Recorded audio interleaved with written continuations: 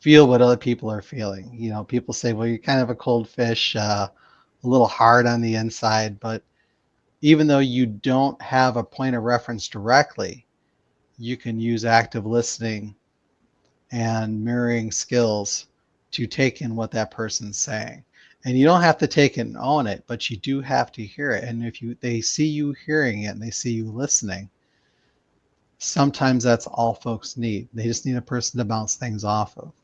I always say, I can make an okay solution, but I find fantastic solutions because of the people around me. So I'll say, hey, let's talk about this. Let's kind of punch this out and see if we can't figure it out. And even though I'm not a warm fuzzy and I'm not going to take it home and I'm not going to cry about it, I can sit there and I can hear it and I can pay attention and get people to get what they need out of it. Because, engagement equals solutions if you work on a long enough timeline. Yeah. So it's not about feeling, it's about connection. Yeah. Thank you. No.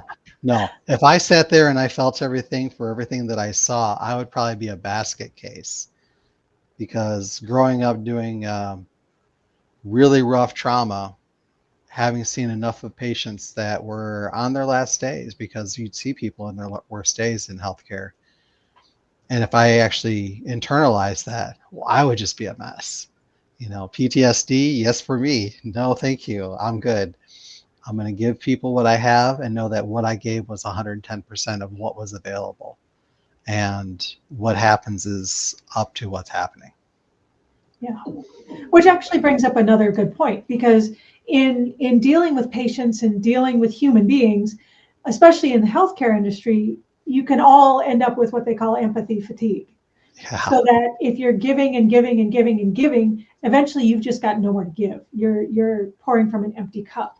Mm-hmm. So, people are actually trained to be able to set those boundaries and not necessarily give a ton of emotional empathy, because otherwise everybody would be burnt out. Oh, yeah. Well, in the 90s, we were actually taught not to feel with our patients. They said, your patients are not there for a wailing wall. They are not there for a confessor. They're there for a professional person. Well, a professional person likes what they do and they're smiling all the time. Nobody wants a person smiling at them like this when they're like, hey, I think you may be having a stroke, but you're surrounded by really great people and we're going to take great care of you. If you go at them like that, they're going to think, oh my God, the person who's taking care of me is unhinged. God help us all. I hope I make it through this experience. But if you look at them and you can mirror out a caring disposition, they can feel that you're there with them and you can say, hey, this is scary and it's okay if you just hold real still. We've got great people all around you and we're going to get you through this. And I'm going to make sure we get you fantastic care, but just hold real still, okay? All right, I'm going to be right back here. And I always laugh because my hands are really warm. My hands are warm. But I always laugh when people are like, Dan, your hands are warm, and these old people just love it. And I go, well, yeah, warm hands, cold heart. Again, cognitive empathy. You get that warmth out there so people feel the way they need to.